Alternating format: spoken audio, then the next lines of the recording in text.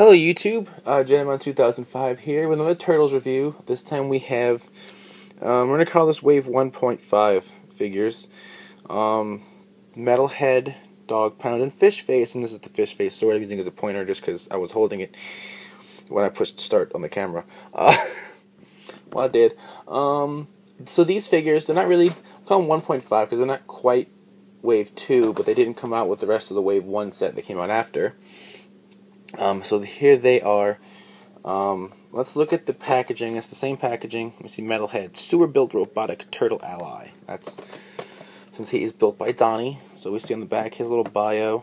Basically, Donatello's like, I got a bow staff. That's no fun to fight against Krang Tech with metal armor and lasers. Let's build a robot to fight for me. Okay.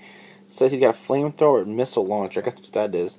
He's with the Turtles, and then we see in the back of the packaging, like, I guess the updated Wave 1, with all, what is that, 4, 5, 6, 7, 8, 9, 10, 11, 12 figures, with their little affiliation and their name. That's pretty neat. Dogpound, we see right here, Shredder's top dog. And then we see this cool picture of him with the description, basically, that he was martial arts master Chris Bradford, voiced by Clancy Brown. Awesome, right? Savage Opress, Agent Black from Inspector Black, whatever the hell title he had from Jackie Chan Adventures, Lex Luthor, all those cool voices, and he's now doing Dogpound and Turtles. So very nice, you know, Claws and Teeth, Mutant Spikes, Foot Clan, all that fun stuff. And then finally, Fishface, right here, Shredder's underworld, underwater thug. On the back we see this very kind of frightening picture, to be honest.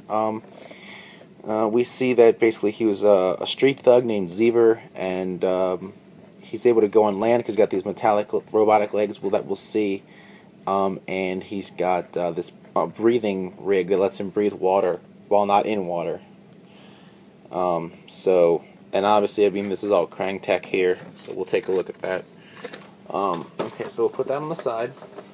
Let's start over here with Metalhead. Okay, I'm kind of partial to this figure simply because it is very reminiscent of the original Metalhead design, which was one of my favorite figures growing up as a child. And it holds very, you know, true to that with some updates. So we see Metalhead, his head's on a complete like ball. He can move it every which way. I can tilt his head. I can turn his head. Very nice to get this yellow mask thing going on, which obviously sets them apart from the rest of the Turtles, since they're red, orange, blue, and purple. This yellow, kind of turtle shell-esque chest, we can see the wires on the inside in this tube. That's pretty cool. You know, you can tell he's a robot. All the gray metal, while still looking like one of the Turtles.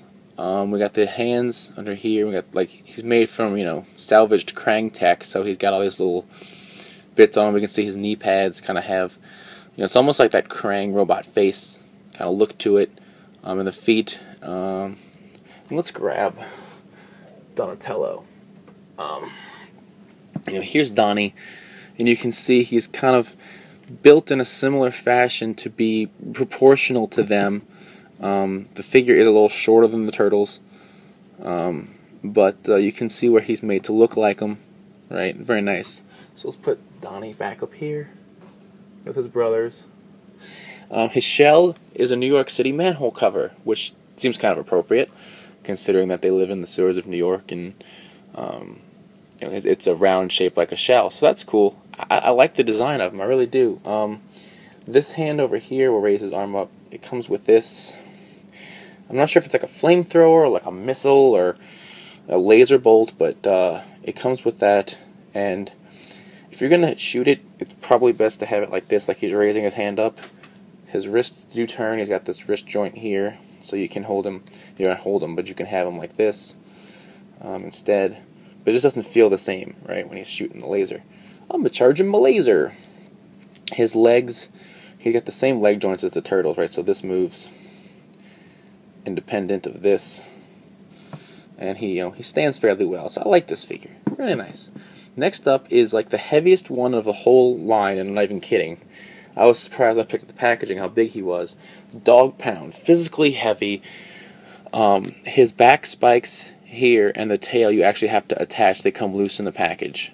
and you just pop him on. It's not that difficult, you know. His head, we can see, look at the rows of teeth. His dog face. I love that they did a dog mutant.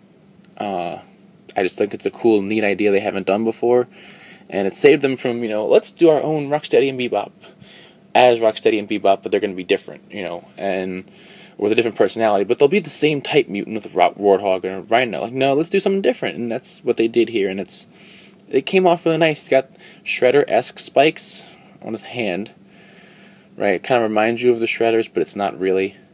So you can definitely see, you know, bad guy. He's got the pants still. Somehow he has pants that still fit him.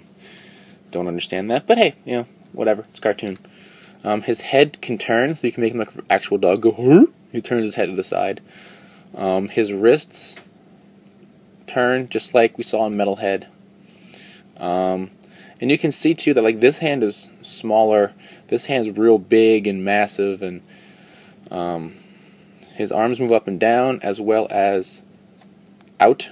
It's kind of tight because he's brand spanking new, but they do move that direction. Same thing with the legs. The legs will move and move his arm out the way. It'll move up, forward, and back as well as out. So he does have a decent amount of articulation. The tail will move to any position you want it. You don't have to leave it straight down. He's really nice. I like they gave it all the fur look. It reminds me a little bit of the look like Razor had. So I guess seeing as how dogs are, you know, related to wolves and whatnot, but it's very similar, and it's pretty cool. Got this kind of little strap thing. I'm not sure what it's for or why it's painted like that, but it's whatever, right? Next, finally, we have Fishface. So he's this like fuchsia magenta color. Got these yellow eyes, this frightening jawline. I mean, like, he's even more sharp teeth really than Dogpound. His thin arms, they do move up and down, or out and back, and then up and down. And then his hands will rotate, so he also has wrist joints. We can see his orange breather back here, connected to where his gills would be, so he can breathe water on land. This whole piece twists, I guess I'd say waist. It's a fish. I don't know if fish have waists, but the tail actually can move independent, which I just found out like 10 seconds ago.